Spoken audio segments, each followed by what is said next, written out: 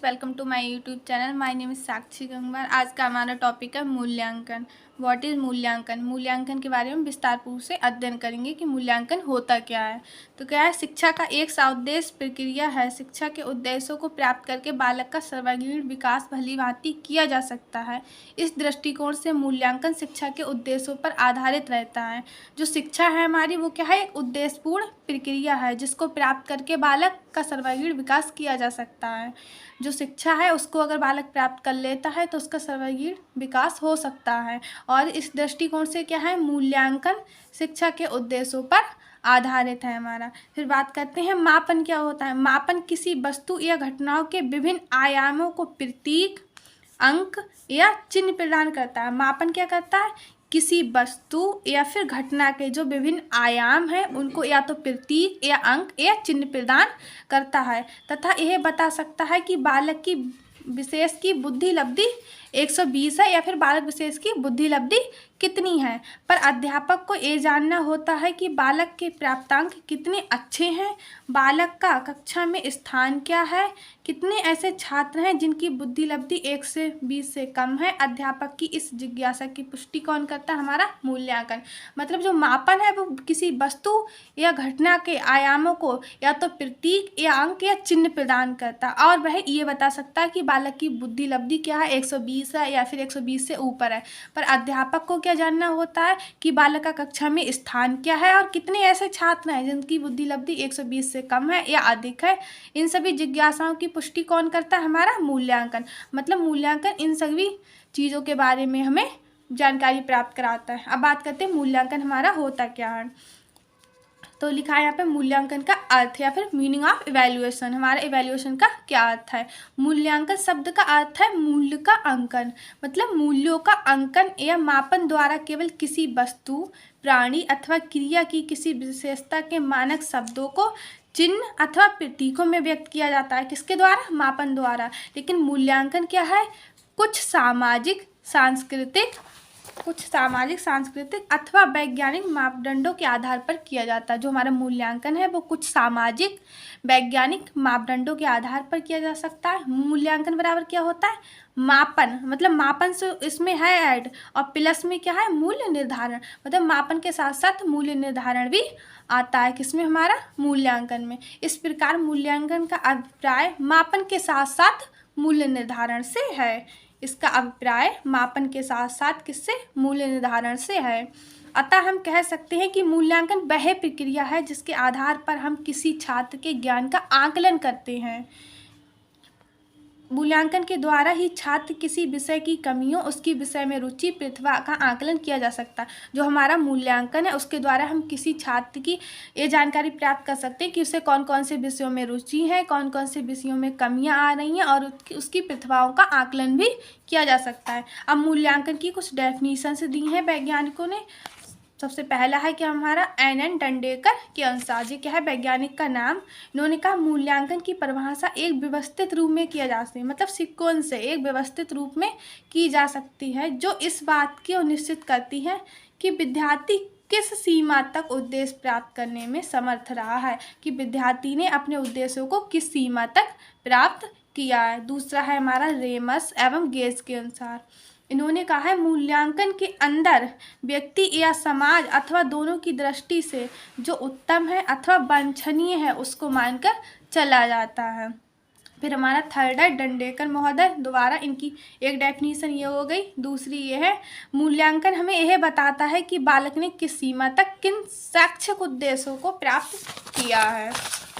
अब एक डेफिनेशन हमारी एनसीईआरटी ने दी है।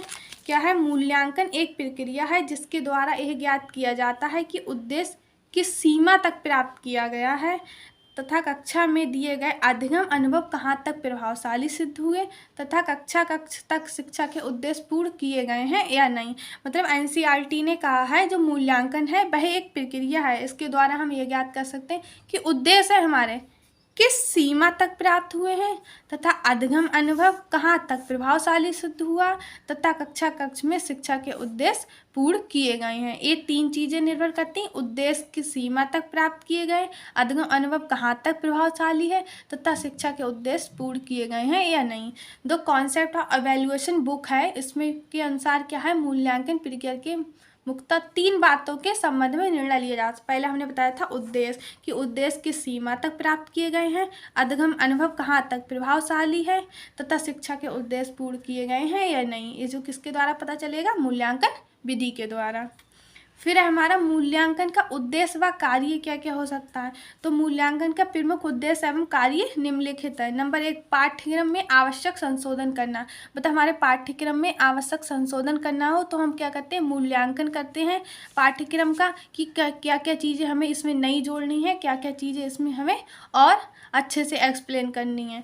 नंबर 2 है परीक्षा प्रणाली में सुधार। मूल्यांकन के द्वारा हम अपनी जो परीक्षा प्रणाली है उसमें सुधार कर सकते हैं। निर्देशन एवं परामर्श हेतु उचित अवसर प्रदान करना। चौथा है बालकों के व्यवहार संबंधी परिवर्तनों की जांच करना, कि मूल्यांकन के द्वारा हम ये जान सकते हैं कि बालक के व्यवहार में कितना परिवर्तन हुआ है।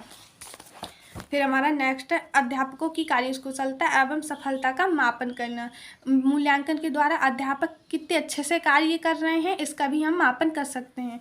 बालकों की दुर्बलताओं तथा योग्यताओं की जानकारी प्रदान करने में सहायता करना, कि बालक के अंदर क्या क्या कमियां हैं और उसकी योग्यता क्या क्या है, इसके बारे में हम मूल्यांकन के द्वारा पता कर सकते हैं। फिर है बालक को अधिगम कठिनाइयों का पता लगाना, बालकों को उत्तम ढंग से सीखने के लिए प्रेरित करना। उसकी अधिगम संबंधी क्या क्या कठिनाई आ रही हैं ये हम मूल्यांकन के द्वारा आसानी से पता लगाया जा सकता है और उसको उत्तम ढंग से सीखने के लिए प्रेरित भी कर सकते हैं।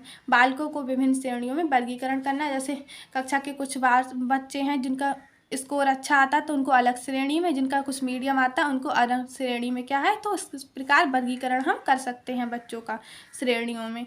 फिर है निदानात्मक तथा उपचारात्मक शिक्षक पर बल देना। मतलब बालकों की कठिनाई संबंधी क्या क्या कठिनाइयाँ हैं उनका पता लगाना क्या कहलाता है, निदानात्मक तथा उपचारात्मक में क्या होता है, उन समस्याओं का हल करना या उनकी समस्याओं को सुलझाना। तो क्या है, निदानात्मक तथा उपचारात्मक शिक्षण पर बल दिया जाता है, किसके द्वारा, मूल्यांकन के द्वारा। फिर हमारा मापन व मूल्यांकन में अंतर क्या क्या हो सकता है। जो मापन है हमारा उसका क्षेत्र क्या होता है, सीमित होता है, मतलब एक निश्चित क्षेत्र तक ही हम मापन कर सकते हैं। अब मूल्यांकन है इसका क्षेत्र क्या होता है हमारा, व्यापक। मापन में व्यक्ति के कुछ ही आयामों का परीक्षण संभव है, मतलब कुछ ही आयामों को हम मापन के अंतर्गत माप सकते हैं। लेकिन मूल्यांकन क्या करता है, छात्र के संपूर्ण व्यक्तित्व की परीक्षा की जाती है। फिर हम मापन के द्वारा तुलनात्मक अध्ययन संबंध नहीं है, मतलब मापन के द्वारा हम लोगों में तुलना नहीं कर सकते हैं, लेकिन मूल्यांकन अपने क्या क्या है, तुलनात्मक अध्ययन किया जा सकता है। जो हमारा मापन है वो एक साधन के रूप में है, जो मूल्यांकन क्या अपने आप में एक साध्य है। फिर हम मापन में अधिकतम समय व श्रम की आवश्यकता नहीं होती, लेकिन मूल्यांकन में अधिक समय व श्रम की आवश्यकता लगती है। मापन हमारा पाठ वस्तु केंद्रित होता है, मूल्यांकन उद्देश्य केंद्रित। मापन शिक्षा का आवश्यक अंग नहीं है, लेकिन मूल्यांकन शिक्षा का आवश्यक अंग है। तो पहला हमारा क्या था, मापन का क्षेत्र सीमित था, मूल्यांकन का व्यापक था। मापन क्या करता है, कुछ ही आयामों को मांगता है, और जो मूल्यांकन है वो उसके द्वारा हम छात्र के संपूर्ण व्यक्तित्व की माप कर सकते हैं। मापन के द्वारा क्या था हमारा, तुलनात्मक अध्ययन संभव नहीं है, मतलब लोगों में तुलना नहीं कर सकते इसके द्वारा, लेकिन मूल्यांकन के द्वारा हमारा तुलनात्मक या फिर तुलनात्मक अध्ययन संभव है। मापन क्या है, अपने आप में एक साधन है मापने का, लेकिन माप क्या है, मूल्यांकन साध्य है। मापन में अधिकतम समय व श्रम की आवश्यकता नहीं लगती, लेकिन मूल्यांकन क्या करता है, संपूर्ण व्यक्तित्व मापता है, तो इसमें समय व श्रम की आवश्यकता होती है। मापन हमारा क्या पाठ वस्तु केंद्रित होता है, लेकिन मूल्यांकन क्या है हमारा, उद्देश्य केंद्रित। फिर मूल्यांकन मापन शिक्षा का अंग नहीं माना जा सकता, लेकिन मूल्यांकन शिक्षा का समग्र अंग है, क्योंकि मूल्यांकन के द्वारा ही हम ये ज्ञात कर सकते हैं कि बच्चे ने अपने उद्देश्य को किस भांति प्राप्त किया है या किस सीमा तक प्राप्त किया है, किस सीमा तक नहीं। फिर हमारा है मापन किसी समय भी किया जा सकता है, मतलब कोई निश्चित समय नहीं है उसका, किसी भी समय किया जा सकता है, लेकिन मूल्यांकन हमारा कॉन्टिन्यूअस निरंतर चलने वाली प्रक्रिया है। मापन के आधार पर भविष्यवाणी सार्थकता के साथ नहीं की जा सकती, लेकिन मूल्यांकन के आधार पर हम भविष्यवाणी कर सकते हैं कि इन फ्यूचर ये बच्चा आगे चल के क्या बनेगा, लेकिन मापन के द्वारा ऐसा संभव नहीं है। अब बात करते हैं हम